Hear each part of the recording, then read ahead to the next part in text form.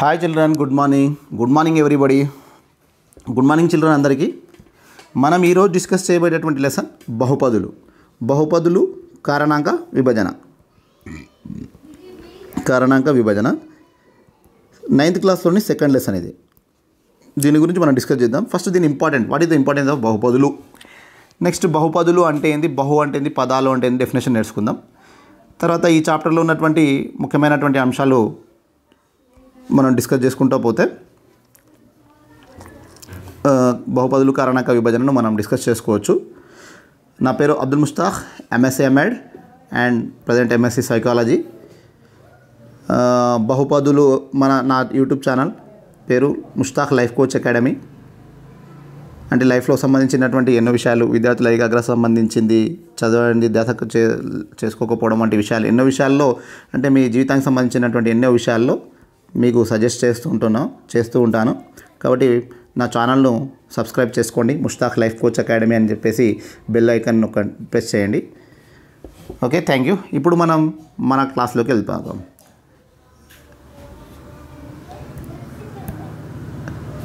ఇక్కడ చూడండి, 9th క్లాస్లో సెకండ్ చాప్టర్ బహుపదులు మరియు కారణాంక విభజన. ఈ బహుపదులు కారణాంక విభజనలో మనకు ఈ చాప్టర్ను పరిచయం తోటి స్టార్ట్ చేస్తున్నాడు. అంటే బహుపదులు అంటే ఏ విధంగా ఉంటాయి, కారణాంక విభజన అంటే ఏందనేటటువంటి స్టార్ట్ అవుతుంది. బహుపదులు అంటే బహు అంటే చాలా, పది అంటే పదాలు, చాలా పదాలు అనేటటువంటి డెఫినేషన్, సింపుల్గా చెప్పాలంటే. అయితే దీన్ని డిస్క్రైబ్ చేయడానికి డైరెక్ట్గా ఇక్కడ మనకు ఒక డెఫినేషన్ ఇచ్చిండు. బీజీయ సమాసంలో చర్రాశులేక ఘాతాంకాలు రుణేతర పూర్ణ సంఖ్యలైనప్పుడు ఆ సమాసాలను బహుపదులు అని అంటారు. అంటే ఇక్కడ చూడండి, ఒక బీజీయ సమాసంలో చర్రాశులేక ఘాతాంకాలు రుణేతర పూర్ణ సంఖ్యలైనప్పుడు ఆ సమాసాలను బహుపదులు అంటారు. మనకి ఇది డెఫినేషన్. బహుపది అంటే ఫస్ట్ మనం ఇక్కడ బహుపది గురించి చదువుతున్నాం కాబట్టి బహుపది డెఫినేషన్ ఇక్కడ వచ్చేసింది. దీన్ని అర్థం చేసుకోవాలంటే మనకు బీజీయ సమాసం అనేటటువంటి అర్థం కావాలి. మనకి టెక్స్ట్ బుక్లో బీజీయ సమాసాలు అనేటటువంటిది ఇచ్చిండు. చర్రాశి అనేటటువంటి పదం అర్థం కావాలి. ఘాతాంకం అంటే ఏంటి, రుణేతర పూర్ణ సంఖ్యలు. అంటే ఒక బీజీయ సమాసం అంటే అర్థం కావాలి. ఘాతాంకాలు, రుణేతర పూర్ణ సంఖ్యలు, తర్వాత పూర్ణ సంఖ్య సమస్యను బహుపదులు అని అంటారు. బీజీయ సమాసం, ఇది బీజీయ సమాసం అర్థం కావడానికి మీకు ఇక్కడ నుంచి స్టార్టింగ్ నుంచి ఇక్కడ వరకు మనకు కొంచెం విశేషాలు ఇచ్చింది. చూడండి, ఒక తోట మధ్యలో అందుబాటులో ఉన్నప్పుడు అన్నాడు. అంటే ఒక తోటలో వరుసలు ఉన్నాయి, అడ్డు వరుసలు ఉన్నాయి, నిలువు వరుసలు ఉన్నాయి. ఉన్నప్పుడు దీంట్లో చెట్లు నాటిండ్రు, ఈ వరుసలో కొన్ని చెట్లు నాటిండ్రు, ఇక్కడ వరుసలో చెట్లు నాటిండ్రు, ఎన్ని చెట్లు ఉన్నాయని అని అడుగుతాడు. అన్నప్పుడు ఈ వరుసలో ఎన్ని చెట్లు ఉన్నాయో నాకు తెలుసు ఒక స్థిర పదం ఉందనుకోండి, 6 అనేటటువంటి తెలుసు అనేటటువంటి ఉందనుకోండి. అప్పుడు నేను తక్కువ చెప్పగలుగుతా, 6 × 6 = 36. ఇప్పుడు నేను కొత్త ప్రదేశానికి వెళ్ళినా, అక్కడ ఒక తోట ఉంది, ఆ తోట లోపల ఎన్ని ఉన్నాయో నాకు తెలియదు, అడ్డు వరుసలు ఎన్ని ఉన్నాయో తెలియదు, నాకు నిలువు వరుసలు ఎన్ని ఉన్నాయో తెలియదు. అప్పుడు నేను ఎట్లా చెప్పగలుగుతా, చెప్పలేను. ఆ అడ్డు వరుసలు నేను ఏమనుకుంటున్నా అంటే, ఇంగ్లీష్ అక్షరంలోని ఏదో ఒక అక్షరం చోటి నేను XR YR BY అని అనుకుంటున్నా. అనుకున్నప్పుడు అప్పుడు ఏమవుతుంది, ఇక్కడ X ఉన్నప్పుడు ఇక్కడ ఉన్నటువంటి అడ్డు వరుసలు ఇక్కడ నిలువు వరుసలు సమానంగా ఉన్నప్పుడు X × X = X × X² అంటే దీని బదులు ఇప్పుడు ఒకవేళ ఇక్కడ X అనేటటువంటి దీన్ని చర్రాశి, ఎందుకు అని అంటే నాకు తెలియనటువంటి రాశి, ఇది తెలియనటువంటి రాశి కాబట్టి దీన్ని చరరాశి అని అంటాం. ఓకే, ఈ విధంగా మనం చర్రాశి అనేటటువంటి పదాన్ని డిఫరెన్స్, అంటే తెలియనటువంటి. తర్వాత మనకు తెలిసి ఉండొచ్చు, అంటే ఒకవేళ దాని విలువ 7 అడ్డు వరుసలు ఉన్నాయనుకోండి, అంటే X విలువ 7 అని వచ్చింది అనుకోండి, అప్పుడు 7 ప్రతిక్షేపిస్తాను. ఇక్కడ 7 × 7 = 49, అంటే ఆ తోటలో ఉన్నటువంటి చెట్ల సంఖ్య 49. ఇంకొక ఉదాహరణ, బెస్ట్ ఉదాహరణ ఇక్కడ మనకు ఈజీగా అర్థం కావడానికి, మీరు ఒక షాప్కి వెళ్ళినట్టు ఉదాహరణ తీసుకోండి. సపోజ్ ఎవరు హనీఫ్ అని ఉన్నాడు, రాజు అని, ఇద్దరు వెళ్ళిండ్రు, షాప్కి వెళ్ళిండ్రు. రాజు ఏం చేసిండు, 1 కిలో ఉల్లిగడ్డల సంఖ్య, 1 కిలో ఉల్లిగడ్డలు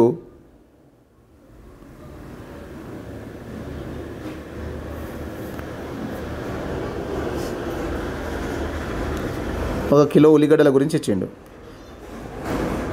ఒక కిలో ఉల్లిగడ్డలు తీసుకుంటే 1 కిలో ఉల్లిగడ్డలు 10 రూపాయలు అంటున్నాడు రాజు అనుకోండి. ఓకే, అంటే మనమే ఎవరో ఒక షాప్కి వెళ్ళినాం, కిలో ఉల్లిగడ్డలు ఎంత అని అడిగినాం, 10 రూపాయలు అన్నాడు.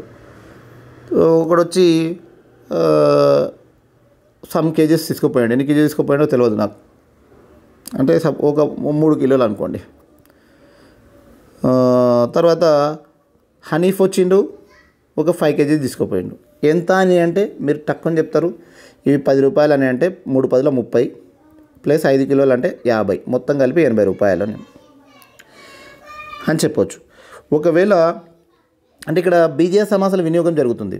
ఎలా జరుగుతుంది? నీకు కిలో విలువ తెలిసింది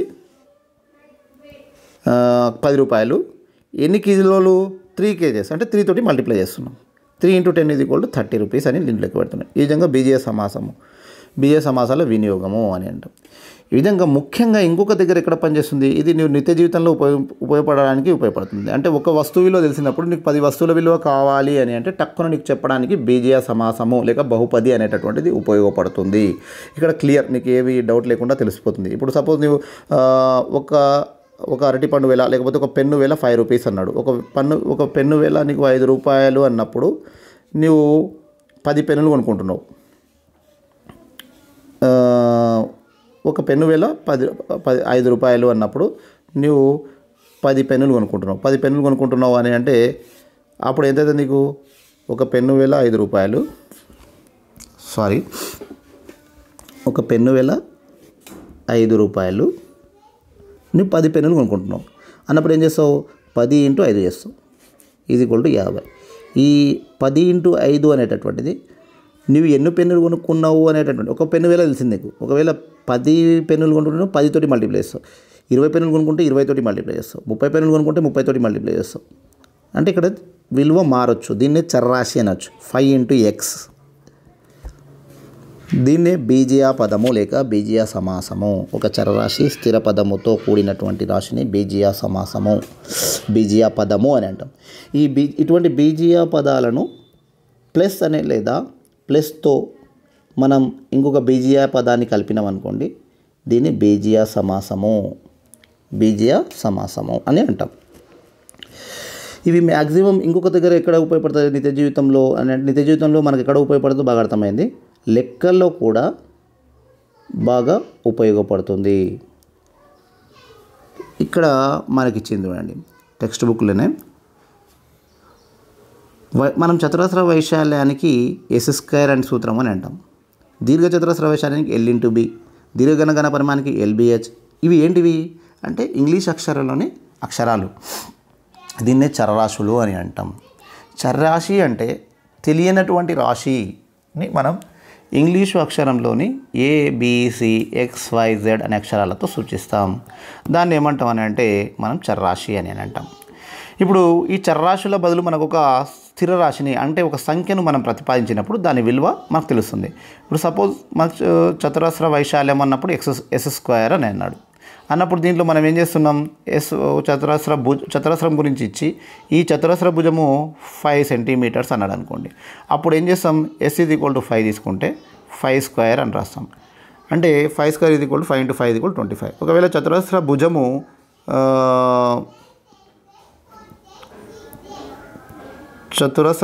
మనకు 8 సెంటీమీటర్స్ అన్నాడు అనుకోండి. 8 సెంటీ చతురస్ర భుజం అంటే అన్ని భుజాలు సమానం ఉంటాయి. 8² అని రాస్తాం. ఒకవేళ 15 ఉంటే 15² అంటే ఇక్కడ ఈ S బదులు మనకి ఏమవుతుంది, మారుతూ ఉన్న విలువలు. ఒక సంఖ్యను మనం ప్రతిసారి వేరే సంఖ్యను మార్చవచ్చు. మన లెక్కల బుక్లో ఉన్నటువంటి ప్రిన్సిపల్స్, సూత్రాలు మొత్తం ఈ బేసిస్ మీదనే ఆధారపడినాయి. అంటే బీజీయ సమాసము అనేటటువంటి లాజిక్ను ఉపయోగించుకొని మనం ఈ సూత్రాలను మొత్తం రాస్తున్నాం. అంటే బహుపదులు అనేటటువంటి పాఠము ఈ ఒక్క చాప్టర్కే కాకుండా పూర్తిగా ఫస్ట్ చాప్టర్ నుంచి 15th చాప్టర్ వరకు ఎన్ని ప్రిన్సిపల్స్ అయితే ఉంటాయో ఆ ప్రిన్సిపల్స్లో మొత్తం వాడేటటువంటి చర్రాశులు, వాడి ఉపయోగించే స్థిరాశులు, ఏదైతే పదాల కలయిక ఏదైతే ఉంటుందో దాన్ని బీజీయ సమాసం అని అంటాం. ఈ బీజీయ సమాసాలు ఏ విధంగా ఏర్పడుతున్నాయి అనేటువంటి ఒక్కసారి మనం అవగాహన తెచ్చుకున్నాము అని అంటే ఖచ్చితంగా ఆ సూత్రంలో మనం ప్రతిక్షేపించడం కానీ, ఆ విలువను ప్రతిక్షేపించడం కానీ, ఆ సూత్రాలను జ్ఞాపకం పెట్టుకోవడం కానీ చేయడం కానీ చాలా సులభతరం అవుతుంది. ఇది బీజీయ సమాసాల వల్ల మనకు చాలా లాభాలు ఉన్నాయి. ఒక టెక్స్ట్ బుక్ నిత్య జీవితంలో లాభాలు ఉన్నాయి, తర్వాత మనకు సూత్రాల పరంగా కూడా చాలా లాభం అనేటటువంటిది ఉంది. ఓకే, మనం అయితే ఇప్పటివరకు మనకు 6th క్లాస్లో ఏం జరిగింది ఒకసారి డిస్కస్ చేసుకుంటే, ఏది చర్రాశి ఏ విధంగా చెప్పిండు, చర్రాశి అనేటటువంటి విలువ ఇవ్వవచ్చు, అనేటటువంటిది ఒకటి. ఈ 6th క్లాస్లో కొన్ని మెయిన్ పాయింట్స్ నేను ఇక్కడ ఐడెంటిఫై చేసిన మీకు రిమెంబర్ రావడానికి. మనకు చర్రాశి అంటే తెలిసింది, దాన్ని స్థిరరాశి అని అంటే తెలిసింది, బీజీయ సమాసము అని అంటే తెలిసింది. ఇవి మెయిన్ పదాలు, దీంట్లో ఉన్నటువంటి బహుపదుల్లో ఉన్నటువంటి ముఖ్యమైనటువంటి పదాలు. ఇంకొక పదం రావాల్సింది రుణేతర పూర్ణాంక ఘాతము అని అంటే రుణేతర అని అంటే ఘాతాంకము అనేటటువంటి పదం తెలవాలి. కొంచెం ఇది డిస్కస్ చేసిన తర్వాత ఘాతాంకం దగ్గరికి వెళ్దాం. చర్రాశి తెలవడానికి సాధారణంగా ఏ కామా బి కామా ఎం కామా ఎన్ పిఎక్స్ మొదలు అక్షరాలు వాడతాం. చర్రాశి అనేటటువంటిది మాకు తెలియనటువంటి రాశి. ఒక షాప్కి వెళ్ళినాం, అక్కడ ఒక 5 కిలోలు జొన్నలు లేకపోతే పెన్స్ 5 పెన్స్ తీసుకున్నాం, 5p ప్లస్ 7 రబ్బర్ తీసుకున్నాం, 7R. నువ్వు మొత్తం కలిపేసి ఒక 50 రూపీస్ ఇచ్చినావు. అయితే నువ్వు ఇంటికి వెళ్ళిన తర్వాత మీ అమ్మ అడిగింది, నేను ఒక పెన్ను వల్ల ఎంత, నువ్వు 5 పెన్నులు తీసుకున్నావు, 6 పెన్నులు తీసుకున్నావు, మొత్తం కలిపి 50 రూపాయలు ఇచ్చినావు. ఇప్పుడు నీకు ఒక పెన్ను విలువ తెలియదు, రబ్బర్ విలువ అడగకుండా తీసుకున్నావు. ఆ 5 పెన్నులు తీసుకున్నావు, అక్కడ నుంచి 7 పెన్నులు తీసుకున్నావు, మొత్తం 50 రూపాయలు ఇచ్చి వచ్చినావు. మీ అమ్మ ఇంటికి వచ్చిన తర్వాత ఒక పెన్ ఎంత రాని అంటే నాకు తెలియదు అని అంటే ఇక్కడ పీ వాల్యూ అనేటటువంటిది తెలియదు. ఒకవేళ పీ వాల్యూ ఎట్లా తెలుసుకోవాలి, తర్వాత పీ వాల్యూ ఎట్లా తెలుసుకోవాలి, పీ వాల్యూని ఐడెంటిఫై ఎట్లా దాని సూత్రం ఎట్లా రాసుకోవాలి అనేటటువంటిది బీజీయ సమాసాలు నేర్చుకుంటాం. దీన్ని ఇప్పటివరకు అయితే మనం చర్రాశి అని అంటామని జ్ఞాపకం పెట్టుకోవాలి. ఓకే, చర్రాశి సంబంధాన్ని ప్రయోగాత్మకంగా తెలపడానికి చర్రాశి ఉపయోగపడుతుంది. అంటే ఒక సంబంధం అంటే 5 × S ఉంది, దీనికి సంబంధం ఏంది, ఒక వాల్యూ తెలిసింది అనుకోండి, దీనికి 5 పెన్నులకు ఎంత అనేటటువంటి సంబంధాన్ని తెలుపుతుంది. ఒక పెన్ను వేల 2 రూపాయలు అయితే 5 పెన్నులకు ఎంత అనే సంబంధాన్ని తెలుపుతుంది. ఒకవేళ 5 + 2 ఉందనుకోండి, దాని సంబంధం తెలుపుతుంది అనమాట. 5 + 2 = 7, x + 7 అని ఉందనుకోండి, దీని యొక్క సంబంధాన్ని తెలుపుతుంది. ఈ విధంగా మనకు సంబంధాన్ని తెలుపుతుంది. చర్రాశి కూడా ఒక సంఖ్య, దాని స్థిరం కాదు. ఇప్పుడు చర్రాశి కూడా ఏమనుకుంటాం మనం, ABCD XYZ అనే వరకు అరే ఇవేంటి ఇంగ్లీష్ అక్షరాలు అనుకుంటాం. కానీ చర్రాశి అనేటటువంటి ఒక సంఖ్య, కానీ మనకు ప్రజెంట్గా తెలిసి ఉండదు, దాని వాల్యూ తెలిసి ఉండదు. మనకు ఆ విలువ తెలిసినప్పుడు మనం ఏం చేస్తామని అంటే దాన్ని అక్కడ ప్రతిక్షేపిస్తాం. ఎక్స్ బదులు ఎంత రాస్తాం, ఒక స్థిర సంఖ్యనే రాస్తాం. ఓకే, దీన్ని స్థిరం కాదు అయినా సంఖ్య చేసే ప్రక్రియలను చరాశిలో వివిధ ప్రక్రియలు వినియోగించి మనం 2x 2m 3s + 1 3x x/3 అంటే చర్రాశులు ఏం చేస్తాం, చర్రాశులు ఉన్నాయనుకో 2p + 3, దీన్ని సంకలనం చేస్తాం, తర్వాత వ్యవకలనం చేస్తాం, తర్వాత గుణిస్తాం 7p × 2p, భాగహారం కూడా చేస్తాం. ఈ ప్రక్రియలు మొత్తం కూడా ఈ చర్రాశులతో జరుగుతాయి. దీన్ని బీజీయ సమాసాల పరిక్రియలు అనేటటువంటి 7th క్లాస్లో మీరు నేర్చుకుని ఉంటారు. ఈ విధంగా జరుగుతుంది. చరరాశుల్లో కూడా ఈ విధంగా ఉంటుంది. ఓకే, నెక్స్ట్ మనకు రేఖాగంధ అంగగంధంలో గల వివిధ సూత్రాలను రూపొందించడానికి కూడా ఉపయోగపడతాయి. రేఖాగంధం ఇప్పుడే చెప్పిన అంటే 4s అంటే చతురస్ర వైశాల్యము, ఘన పరిమాణానికి సూత్రము, దీర్ఘచతురస్ర చుట్టుకొలత సూత్రము, ఇవన్నీ కూడా ఇక్కడ ABCDలు ఉపయోగిస్తున్నాం. ఇక్కడ ఈ సూత్రాలు రూపొందించడానికి ఉపయోగిస్తాం. ఒక చరరాశులు రూపొందించిన నిబంధనను సమీకరణం అనవచ్చు. ఒక చరరాశులు ఒక సమీకరణ 2 × L + B = ఎంత ఉంది, దీర్ఘచతురస్ర వైశాల్యం ఉంది ఎంత ఉంది, 56 చదరపు సెంటీమీటర్లు అని ఉందనుకోండి, దీన్ని సమీకరణము అని అంటాం. ప్రతి సమీకరణానికి LHS మరియు RHS ఉంటాయి. Very good. ఇక్కడ చూడండి, దీన్ని ఈ సైడ్నేమో LHS అని అంటాం, అంటే ఈ = లెఫ్ట్ సైడ్ ఉన్నటువంటి దాన్ని LHS అని అంటాం, అంటే లెఫ్ట్ హ్యాండ్ సైడ్. దీని పేరు ఏం పేరు, లెఫ్ట్ హ్యాండ్ సైడ్. అదేవిధంగా యువతల పక్క ఉన్నటువంటి రైట్ హ్యాండ్ సైడ్ అని అంటాం. ఓకే, సమీకరణలు చర్రాశికి ఏబీలు ప్రతిక్షేపణ సమీకరణ సాధనలో యత్నదోష పద్ధతిలో కనుగొనవచ్చు. ఇది 6th క్లాస్లో మనం నేర్చుకున్నటువంటిది. అదేవిధంగా 7th క్లాస్లో బీజీయ పదాలు అంటే ఇంతకుముందు చెప్పిన బీజీయ పదము అని అంటే ABC, వీటిని బీజీయ పదాలు, లేకపోతే 5A 5B 5C అనేటటువంటివి బీజీయ పదాలు. ఈ సమాసంలో ప్రతిపదం స్థిరపదము అయితే ఆ సమాసాలని సంఖ్యా సమితి అని అంటారు. సమాసంలో ప్రతిపదం స్థిరపదం అయితే ఒక సమాసం ఉంది 5 + 3 + 7. సమాసము అని అంటే బీజీయ పదాలను సంఖ్యా పదాలను ప్లస్ లేదా మైనస్ గుర్తులచే కలపబడిన సమాసాలని బీజీయ సమాసం అని అంటారు. బీజీయ పదాలను లేక సంఖ్యాపదాలు అంటే సంఖ్యలు మాత్రమే ఉంటే దాన్ని సంఖ్యాపదము అని అంటాం. ఈ సంఖ్యాపదాలను ప్లస్ లేదా మైనస్ గుర్తులచే కలపబడిన, దీనిలో దేంతో కలపాలి, ప్లస్ లేదా మైనస్ 5 - 3 ఈ విధంగా కలపబడిన సంఖ్యలను ఏమంటారంటే బీజీయ సమాసము. అంటే ఓన్లీ స్థిర పదాలు మాత్రమే ఉంటే దాన్ని సంఖ్యా సమాసం అని అంటాం. ఒకవేళ బీజీయ పదాలు కూడా ఉంటే దాన్ని బీజీయ సమాసము అని అంటారు. ఇది ఇంపార్టెంట్ పదము. మనం ఈ పదాలు గుర్తుపెట్టుకోవడం చాలా అవసరము. లెక్కలకు ఒక భాష ఉంటుంది, ఆ భాష అర్థం కావాలంటే ఈ పదాలు మనం నేర్చుకోవాలి. అందుకోసమే ప్రత్యేకంగా ఈ 6th 7thలో మనం ఏం నేర్చుకున్నాం కూడా ఒకసారి డిస్కస్ చేస్తున్నా. ఈ పదాలు మాత్రం ఖచ్చితంగా ధ్యాసకు పెట్టుకోండి.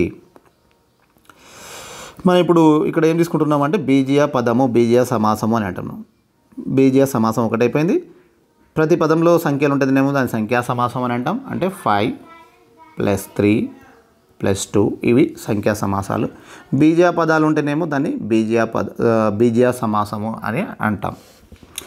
ఒకే పదం ఇటువంటి పదాలు ఇప్పుడు చూడండి, ఒకే పదం కలిగిన సమాసాన్ని ఏకపది. మన దీనిలో ఏం నేర్చుకుంటాం? ఏకపది, తర్వాత ద్విపది, తర్వాత త్రిపది, బహుళపది. ఈ థర్డ్ బిట్. ఏకపది అని అంటే ఒకే ఒక పదం ఉందనుకోండి, దాంట్లో మనం ఇచ్చినటువంటి సమాసంలో ఒకే పదం ఉంటే దాన్ని ఏకపది అని అంటాం. 2 పదాలు ఉన్నాయనుకోండి, 2 విజాతి పదాలు కలిగిన సమాసాన్ని ద్విపది అని అంటాం. 3 విజాతి పదాలు, విజాతి పదము సజాతి పదం, మళ్ళీ ఇక్కడ విజాతి పదం అని కొత్త పదం వచ్చింది. సజాతి పదం అంటేనేమో మొత్తం ఎక్స్లే ఉన్నాయనుకోండి, దీన్ని x + x దీన్ని సజాతి పదాలు అని అంటాం. ఇది కలిపితే ఏమవుతుంది? 3x అవుతుంది. ఇది ఏకపదే. అదే విజాతి పదాలు అంటే వేరు పదాలు, ఇక్కడ చర్రాశి వేరే ఉంది, ఇక్కడ చర్రాశి వేరే ఉంది, ఇక్కడ చర్రాశి ఉంది. ఈ విధంగా 3 వేరు పదాలు ఉంటే దీన్ని త్రిపది అని అంటాం. 2 విజాతి పదాలు ఉంటేనేమో దాన్ని ఏమంటాం అంటే ద్విపది అని అంటాం. 3 లేదా అంతకంటే 2 లేదా అంతకంటే ఎక్కువ పదాలు ఉన్నామంటే బహుళపది అని అంటాం. బహుళపది. బహుపది వేరే, బహుళపది వేరే. బహుపది అని అంటేనేమో డెఫినేషన్ మనం స్టార్టింగ్ చదివినాం, దాన్ని బహుపది అని అంటాం. బహుళపది అని అంటేనేమో మనం ఎక్కువ పదాలు 2 లేదా అంతకంటే ఎక్కువ పదాలు ఉండడాన్ని బహుళపది అని అంటాం. ద్విపది త్రిపదుల కూడా బహుళ పదులే అయినా వాటిని ప్రత్యేకమైన పేర్లతో పిలుస్తారు. ఈ ద్విపదిని కూడా బహుపది అని అంటాం, బహుళపది అని అంటాం. x + 5 + z కూడా బహుళపది అని అంటాం.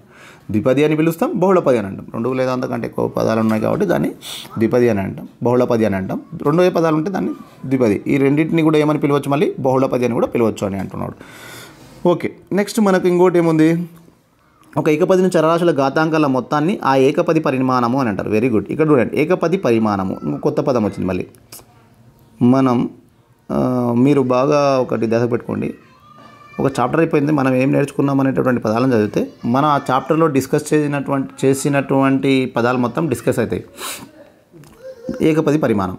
ఒక ఏకపదిలోని చరరాశుల ఘాతాంకాల మొత్తాన్ని ఏకపది పరిమాణం అంటారు. ఒక చరరాశిలోని ఒక ఏకపది 2xy ఇది ఒక అంటే ఒకటే చరరాశి ఉన్నటువంటి తీసుకుందాం. దీన్ని మళ్ళీ ఏకపది అని అంటాం. ఎందుకంటే ఇక్కడ మల్టిప్లై అంటే ప్లస్ లేదా మైనస్తో మాత్రమే విభజిస్తే దాన్ని ద్విపది అని అంటాం.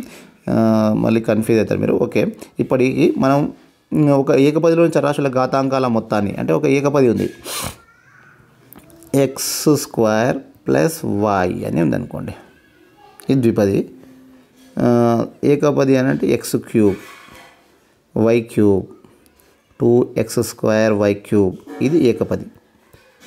సార్ ఇది ద్విపది కదా, దీనిలో 2 పదాలు ఉన్నాయి కదా అని అంటే ఇవి ప్లస్ అనేటటువంటి దాంతో విభజిస్తలేవు. మల్టిప్లికేషన్ ఆ డివిజన్ ఉన్నప్పుడు వేరే చరరాశులు ఉన్నా కూడా అది మొత్తం కలిపి ఒకటే ఏకపది అవుతుంది. ఇది చాలా ఇంపార్టెంట్. ఇది చాలామంది పిల్లలు కన్ఫ్యూజ్ అయ్యేటటువంటి విషయం.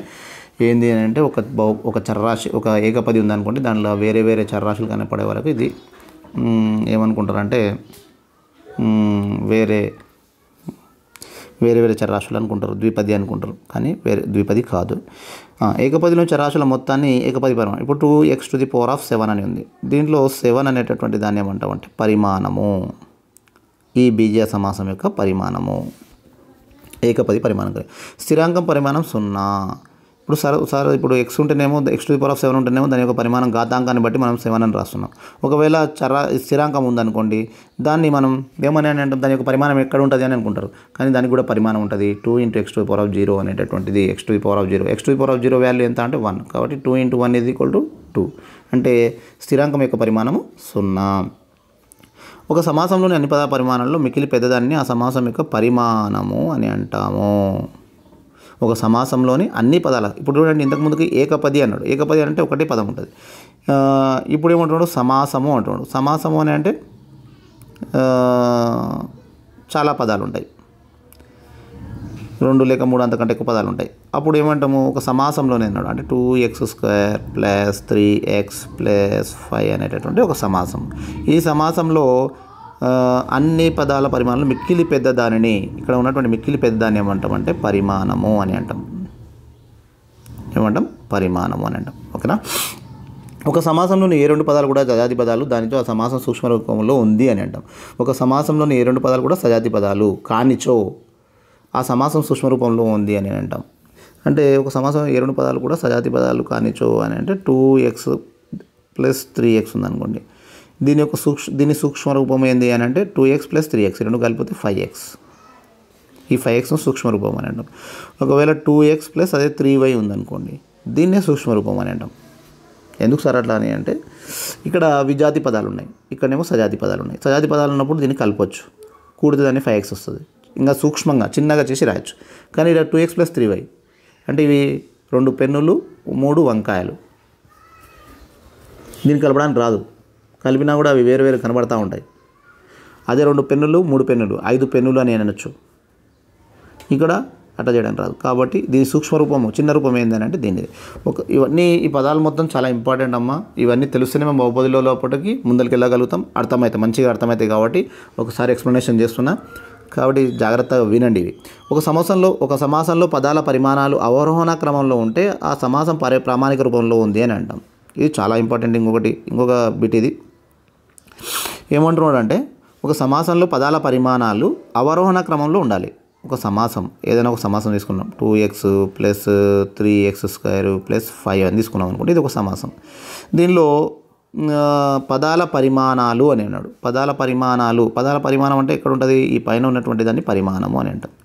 ఈ పరిమాణాలు ఏ క్రమంలో ఉండాలి? అవరోహణ క్రమంలో ఉంటాయి. అంటే పెద్ద నుంచి చిన్న. అంటే 3x² అనేటటువంటి ఫస్ట్ ఉండాలి, ఈ పదం ఫస్ట్ ఉండాలి. 2x అనేటటువంటి పదం తర్వాత ఉండాలి, లాస్ట్ స్థిర పదం ఉంటుంది. ఈ విధంగా ఈ రూపంలో ఉన్నటువంటి దాన్ని ఏమంటారంటే ప్రామాణిక రూపము. Very very important. ఈ ప్రామాణిక రూపం మనం ఏ లెక్క చేయాలన్నా కూడా దాన్ని ఫస్ట్ ప్రామాణిక రూపంలో రాయాలి. 2 లేదా అంతకంటే ఎక్కువ సజాతి పదాలు అంటే నెక్స్ట్ బిట్ మనం ఇక్కడ చదువుతున్నాం. 2 లేదా అంతకంటే ఎక్కువ సజాతి పదాల మొత్తం ఒక సజాతి పదము మరియు ఆ ఫలిత సజాతి పదం యొక్క సంఖ్యా గుణకము దత్త సజాతి పదాల సంఖ్యా గుణకాల మొత్తానికి సమానము. 2 లేదా అంతకంటే ఎక్కువ సజాతి పదాల మొత్తము ఒక సజాతి పదము అంటున్నాడు. 2 లేదా అంతకంటే ఎక్కువ సజాతి పదాల మొత్తము. 2 లేదా అంతకంటే ఎక్కువ సజాతి పదాల మొత్తము. సజాతి పదాలు అంటే ఫస్ట్ ఏం తెలవాలి మనకు? 2x + 3x, దీన్ని సజాతి పదాలు అంటారు. వీటి మొత్తం కూడా ఏమవుతుంది? 2 + 3 5x. ఈ గుణకాన్ని స్థిరపదం గుణకము అంటాం. ఈ x యొక్క గుణకము, దీన్ని x యొక్క గుణకము. ఈ 2 + 3 = 5x. ఆ ఫలిత సజాతి పదం యొక్క సంఖ్యా గుణకము దత్త సజాతి పదాల సంఖ్యా గుణకాల మొత్తానికి సమానము. అంటే ఈ 2 ఇచ్చినటువంటి పదాల మొత్తము దేనికి సమానమవుతుంది అని అంటే వచ్చేది 5x వస్తుంది. ఈ 2 గుణకాల మొత్తానికి సమానం అవుతుంది. అంటే మనం ఎట్లా కూడతాము? ఒక సజాతి పదాలను ఎట్లా కూడతాం అనేటటువంటి చెప్తున్నాడు. ఇంకొక సజాతి పదాల సంఖ్యను తీసుకున్నాం అనుకోండి, 5y + 3y అని తీసుకున్నాం అనుకోండి. అప్పుడు ఇది దేనికి సమానం అవుతుంది? దీని యొక్క గుణకము ప్లస్ దీని యొక్క గుణకము, ఈ రెండింటిని కూడండి అంటున్నాడు. 5 + 3 8y. ఇది సజాతి పదాల కనుక అలా మొత్తము. y² అని రాయకూడదు చూడండి, y × y y² అనుకుంటాం. కానీ ఇక్కడ ప్లస్ ఉంది, నేను మల్టిప్లై చేస్తలేను. y × y y², ఇది వేరే, ఇది ప్లస్ చేస్తున్నాం. కాబట్టి 8 వంకాయలు + 9 వంకాయలు, లేకపోతే 5 వంకాయలు + 9 వంకాయలు, 8 వంకాయలు. 5 వైలు ఉన్నాయి, 5 వైలు ఉన్నాయి. ప్లస్ దానికి ఎంత కలుపుతున్నాడు? మళ్ళీ 3 వైలు కలుపుతున్నాడు. 5 వైలు వై ఇట్లా వైలు ఉన్నాయి, 5 వైలు ఉన్నాయి. ప్లస్ మళ్ళీ 3 వైలు కలుపుతున్నాడు. కలిపితే ఎంత అవుతుంది? మొత్తం 8y. దీన్నే సజాతి పదాలు అని అంటే సజాతి పదాల మొత్తము గుణకాల సంఖ్య గుణకాల మొత్తానికి సమానము. 2 సజాతి పదాల భేదము ఒక సజాతి పదము మరియు ఆ ఫలిత సజాతి పదం యొక్క సంఖ్యా గుణకము దత్త సజాతి పదాల గుణకాల భేదానికి సమానం. ఇది కూడా చూడండి, దీన్ని కూడా సేమ్ అంటున్నాడు. ఇక్కడనేమో ఇంతకుముందు కూడినాం, ఇప్పుడేమో తీసివేస్తా అంటున్నాడు. 2 సజాతి పదాల భేదము. ఈ పదాలను బాగా అర్థం చేసుకోవాలి. 2 సజాతి పదాల భేదం, ఇదొక సజాతి పదం, ఇదొక సజాతి పదం. దీనిలో భేదం అంటే మైనస్ 5y - 2y. ఇది దేనికి సమానం అంటున్నాడు? ఫలిత సజాతి పదం యొక్క సంఖ్యా గుణకము దత్త సజాతి పదాల గుణకాల భేదానికి సమానము. ఈ 2 గుణకాల భేదానికి సమానము. మనం సబ్ట్రాక్షన్ ఎట్లా చేస్తాం అని అంటే, దీనిలో తీసివేత ఎట్లా చేస్తామని అంటే, ఈ గుణకాలు ఉన్నాయి కదా, ఈ గుణకాలను తీసేయాలి. 5 - 2 3, వైకి వై అట్లని రాయాలి. దీన్నే సజాతి పదాల తీసివేత లేకపోతే రెండు సజాతి పదాల భేదము ఒక సజాతి పదం మరియు ఆ పదాల మొత్తానికి సంఖ్యా గుణకానికి సమానం అని తెలుసు. అంటే మనం ఇప్పటివరకు ఏమేమి తెలుసుకున్నాం ఒకసారి అనలైజ్ చేసుకోండి.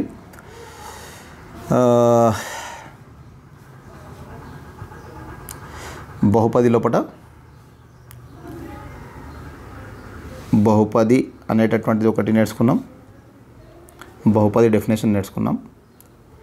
ఈ బహుపది లోపల వచ్చేటటువంటి పదాలు అని అంటే